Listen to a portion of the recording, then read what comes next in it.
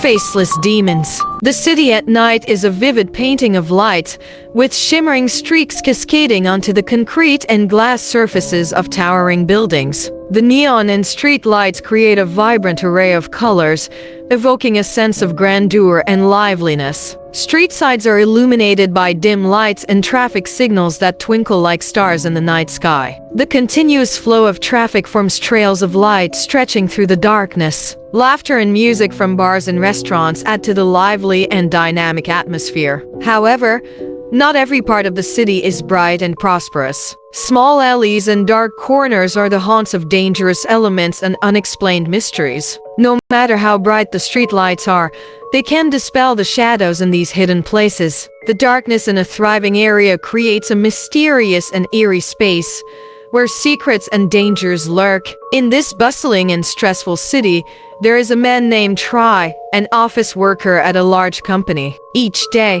Try's life is steeped in the pressures of work and an unhappy personal life. One evening, after a tiring day and a scolding from his boss, Try decided to go drinking to alleviate his worries. He stepped out of the office, merging into the crowded streets. As night fell, Try felt his troubles lessen, and with each drink, he became more reckless. After downing several strong drinks, Try paid his bill and left the bar. Under the influence of alcohol, he had completely lost his self-control and clarity. His steps were no longer steady, but rather wobbly and unbalanced. Try decided to walk home, singing tunes that had no melody and words that made no sense as he went. When he reached a dark corner, his sluggish steps halted, and he turned to look into the darkness. The light from the street lamp flickered in his drunken stupor, and in that moment, he saw the figure of a woman sitting by a lamppost. She had her head down, hugging her knees,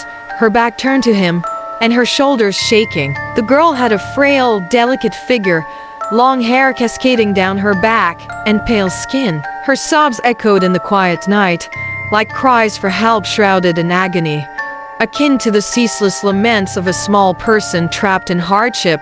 Try felt the loneliness and helplessness of the girl. He stopped, compassion swelling within him, and quickly decided that he couldn't ignore this sorrowful sight. Try, staggering and unsure, approached the girl with a look of respect and concern, wondering if he could help her in any way. "Excuse me," Try said, his voice gentle but tinged with confusion and pity. Are you okay?" Hearing his inquiry, the girl cried even louder. Try was flustered, unaware that he was falling into a sinister and cruel trap. Can I help you with anything?" Try asked, his breath faintly carrying the scent of alcohol and cigarettes. In his hazy drunkenness, he felt a pang of sympathy for the loneliness and sorrow the girl was experiencing. The girl finally spoke, her voice choked with sadness. I don't know what to do. I'm so miserable. Can you help me with something?" Before his mind could catch up, his heroic nature took over, and Try quickly answered without considering the consequences. "Sure.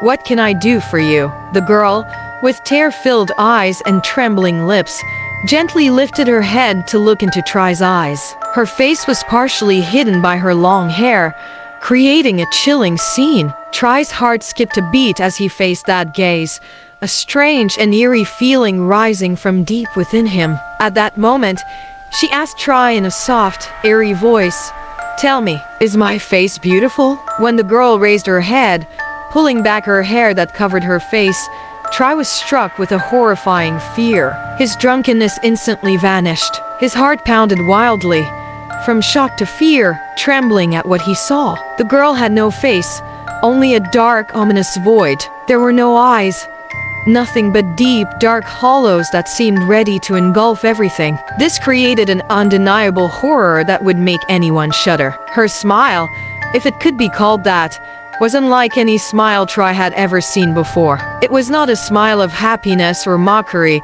but a smile of danger and cunning. It was a smile without eyes, without a mouth, simply a bizarre distortion in the dark void of her face. Looking at it, Try felt a coldness seep into every cell of his body. He couldn't believe that in this luxurious and modern city, he could encounter such a terrifying entity. It was a horror that should not exist in the real world, Yet it was appearing before him like an inescapable nightmare. Realizing the eerie and terrifying nature of the faceless girl, Try immediately took a step back, his mind filled with panic and fear overwhelming his senses. He felt trapped in a nightmare from which he couldn't escape. As the girl approached, persistently asking about her face with her eerie smile, Try could no longer bear it. His survival instinct took over, and he quickly turned around, fleeing from the horrifying scene. His run was frantic, devoid of thought or choice. The streetlights seemed to rush past,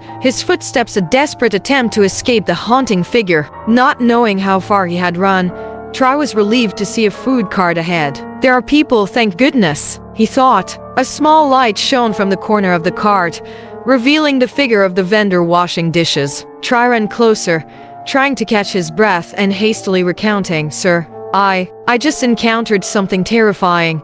A girl crying by the street. She had no face. No face." As Try nervously described the bizarre incident, the food vendor looked up at him with a concerned expression, saying, "What's wrong, young man? Are you scared of something like that?" Having learned from his previous encounter, Try's instincts were sharper. He immediately sensed something was wrong. Terror flooded his heart once more as he looked at the vendor's face. There was no face, just a dark void. Nothing but emptiness. The chill from the darkness, so much horror in such a short time, made his heart feel like it would explode. No way, Try cried out, but his weak and trembling voice only amplified the terror of the night. He tried to back away, but was powerless against the demonic presence before him. "Is my face beautiful?" the man asked in a hoarse, sinister voice, with a strange, twisted smile. In a swift, mysterious move, he took away Try's face. The excruciating pain caused Try to collapse to the ground, screaming in helplessness and paralysis. Each breath became shallow, but the pain only intensified. Try felt his face being torn apart, bloodied. In the darkness, the man's sobbing filled with despair was a harbinger of hopelessness, and right before him was an inescapable doom.